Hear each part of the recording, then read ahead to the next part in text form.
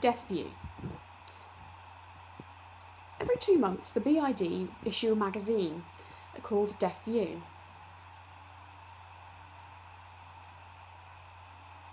It contains lots of news and articles for deaf people.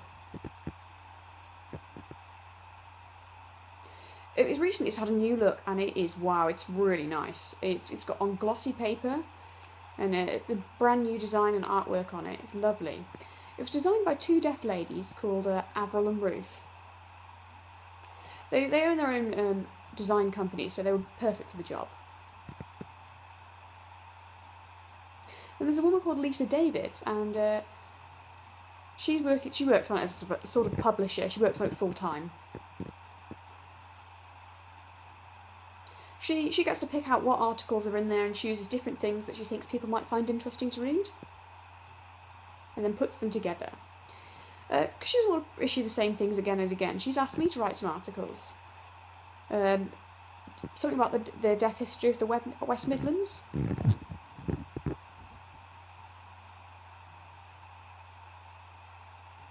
So I thought about it. I thought, yeah, to be honest, I had plenty of ideas of things I could write to fill an A4 page. Thought if I maybe write and put a few pictures in there, that shouldn't be too difficult.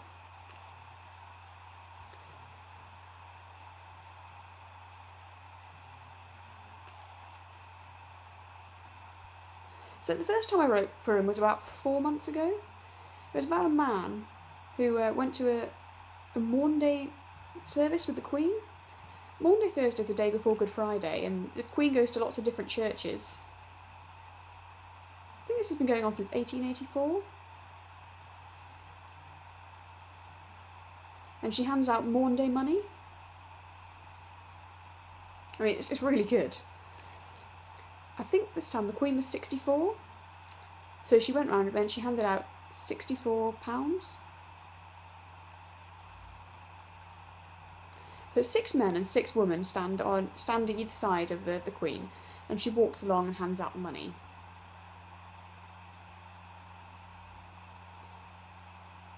I think it was quite interesting because the man had done quite a lot of work in West Bromwich. So it's quite exciting for him to go and meet the Queen. I mean, there's lots of hearing people there, but there was a deaf man there, and because he was deaf, everyone was taking photos of him. And that meant I had loads to write about for the deaf history. I think there was about 10 pages of photos.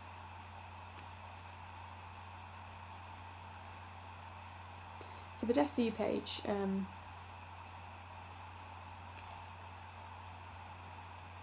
I mean, for the Deaf View page, I made it quite formal. It was quite a lot of writing. So it was quite different to some of the other stuff that was published about this event. And then 2 months ago, I wanted to write again, another page for them. Something about the 1950s. I wrote an article about the 1950s.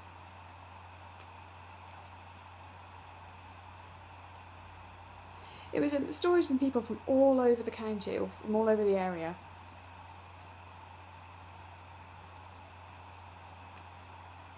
And I put out, I asked about for information. There was just so many stories. I couldn't believe it. I was going to have to whittle it down. Could not believe how many stories came through. So many stories about people who were deaf. One woman wrote to me about her husband who was deaf. He unfortunately died, but she wrote to me about him. And then I went on through the 60s and just built up more stories. Some of the parties that deaf people went to was incredible. And the deaf pubs and how back then the deaf clubs were sort of in people's houses and places like that.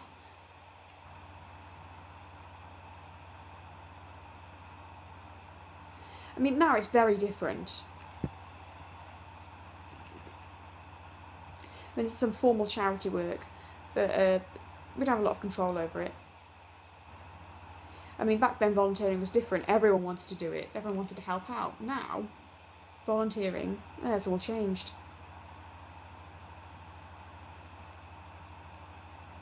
I mean, it all changed for me about I think it was 20 years ago.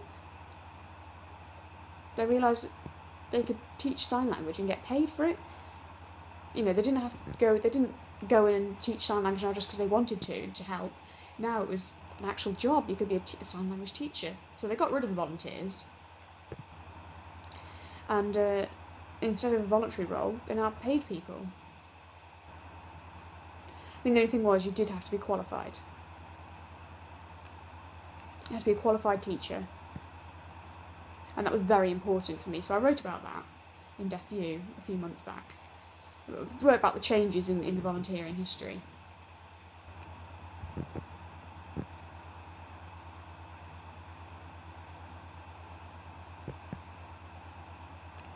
I mean, it's been really interesting for all the research. It's amazing what stories I've dug up. There's so many different things. I mean, hopefully people of the West Midlands find it quite interesting to read. And some new ideas for them, anyway, to think about.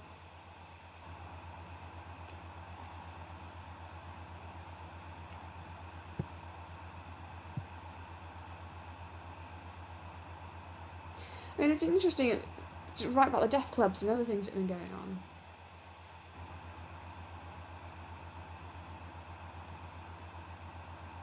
And all the way work's changed for deaf people as well.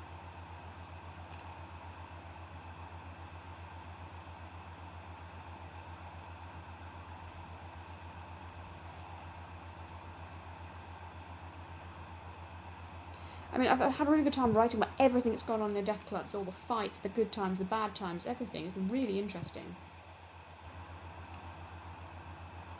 I mean, through all the changes, I think some of it's been worth it writing down because it helps us learn for the future. I found it really interesting writing for Deaf View.